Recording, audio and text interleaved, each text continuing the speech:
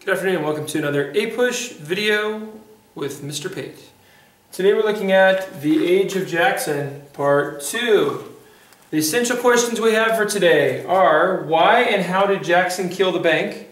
And why was Jackson to blame for the Panic of 1837? Let's get after it. First we're going to look though at the Maysville Veto. Maysville was a road that had been proposed to be built in Kentucky. It basically would only benefit Kentucky. Jackson is going to veto this bill, and it's one of those things where people assumed he was going to just be pro-Southern, then he was a total nationalist, but he looks at this and says, this is not going to benefit anyone else other than Kentucky, so why shouldn't Kentucky build their road? We will build roads that benefit the whole country. Jackson's not a huge fan of internal improvements, but there's a difference in his mind between interstate, between states, and intrastate, only within the state. Interstate projects, sure, maybe. Intrastate, forget it. Okay, so that's the Maysville Veto. The American system, I just want to remind you, I think this is something we've mentioned before, the American system, though, is all things that Jackson's not a big fan of, consisted of having the Bank of the United States, having a tariff to protect manufacturing, and having internal improvements.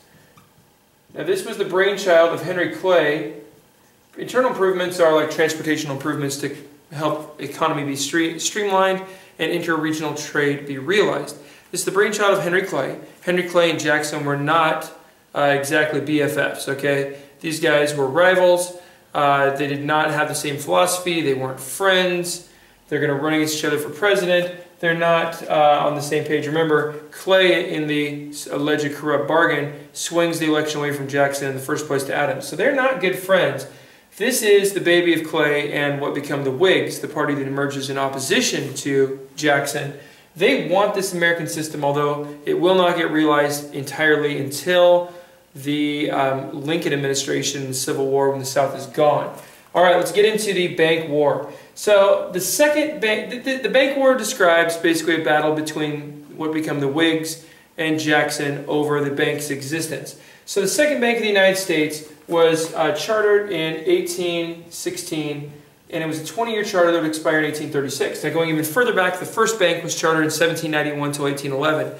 Madison did not pursue rechartering, said this serves elites, it's not something good for us, we don't want the bank. And then the country suffered during the War of 1812 not having that bank. So they recharter it, and they come back in 1816 with the bank with a 20-year charter. Well, Jackson had some problems with the bank. This second bank, early in its time, you have a panic, the Panic of 1819. And with the panic that emerged, land speculation and too much, currency being reined in by the bank were some of the factors in that panic of 1819. Well, Jackson personally was hurt by the tough policy of the National Bank. Because what does this National Bank do? Maybe we better back up to that. It is going to hold the nation's money. It is going to control the money supply in the country a little bit. And it's going to basically police the other banks. So it's making sure you don't have tremendous inflation and the banks aren't doing risky, stupid things. Okay? So the Second Bank of the U.S. was to do these things, and they realized they needed it during the First Bank of the U.S. When that was gone during the War of 1812. Then they get the Second Bank. Well, risky things that were going on, the Second Bank put the brakes on some of this lending and stuff that was going on by state banks, sometimes called in your book wildcat banks. And so this hurt a lot of farmers, and land speculators got burned by this. So a lot of people were mad at the bank, especially in the West, and saw the bank as serving the Eastern elite, not in favor of the West. Jackson is a Westerner, he's a Southerner, and he hates elites. So he's anti the bank. So his own history of the bank colors his views that it serves the elites and it's bad for the common person. Okay, we get to the election of 1832. Henry Clay, running against Jackson, decides, along with the Whigs, they're going to make the bank rechartering be an issue. Now I said it was chartered until 1836, but Clay says, let's make it an issue now. So in the election of 1832, it becomes about the bank, and a new bill is put through Congress, gets to Jackson's desk. He's going to end up vetoing that bill, and he says basically the bank is trying to kill me, but I will kill it. That's his famous quote. But he vetoes the rechartering of the bank, and then he wins a huge electoral victory over Henry Clay. He says, see, people didn't want the bank. All right, so he's going to proceed to kill the bank at this point by withdrawing all of the money from the bank, taking it out, and giving that money to what are called, well, they call them pet banks, but they're the state banks. And he just takes all the Federal Reserves and puts them in different state banks and says, see, we don't need that thing anyhow. All right, problems emerge. So we move down to number 3, the Panic of 1837. So Jackson has put all the money in the pet banks. The pet banks are going to do a couple things that are not very smart.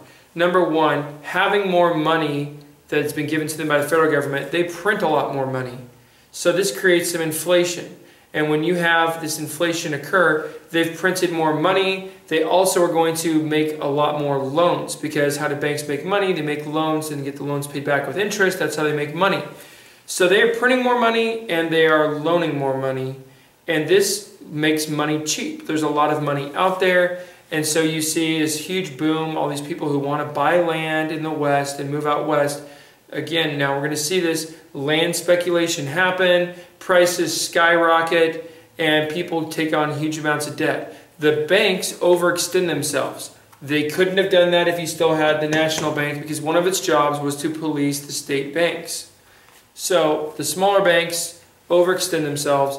Now they get into huge trouble. Jackson is going to have to respond with something that becomes called the Specie Circular, saying that from now on, all land loans basically have to repay their money in specie, which is hard currency, gold or silver.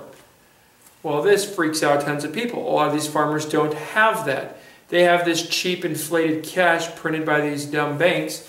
And so the Specie Circular is going to be just hammering them.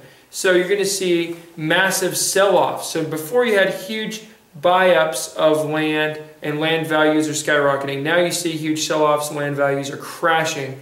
And that means a lot of farmers default, and a lot of farmers are not going to be able to pay back their loans, lose their farms, and you end up with this huge financial problem. Banks are going to collapse and go bankrupt, and so you have this huge problem. Now, you have normal business cycle, and this is always around us, okay? We know this today. You have kind of like, you know, a trough is the lowest point, then you have a period of expansion, which we tend to call recovery, and then you have a peak, and then you have naturally a contraction, which we call like a recession. It could be a depression, depending on how far and how fast it falls. And it kind of goes back and forth. Like this is the natural business cycle. It's not totally perfectly regular like that, but it'll do this, and it could drop real fast.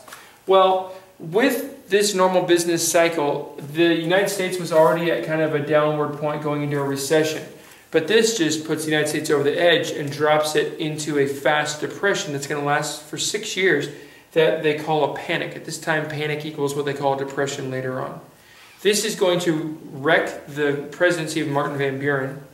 It is going to have people look at Van Buren and Jackson in a very negative light and say they were wrong. We needed the bank. The Specie Circular, killing the bank. This has killed us. It's wrecked us economically. So, to look back at our essential questions, why and how did Jackson kill the bank? He did it because of his personal views, his personal history, his own beliefs on it, because it had been made a political campaign issue in 1832 by the Whigs and Henry Clay. Why was Jackson to blame for the Panic of 1837? Destroying the National Bank, putting the money in the pet banks, then having to course correct with the Specie Circular would be the reasons for that. That's all the time we have for today. Stay classy.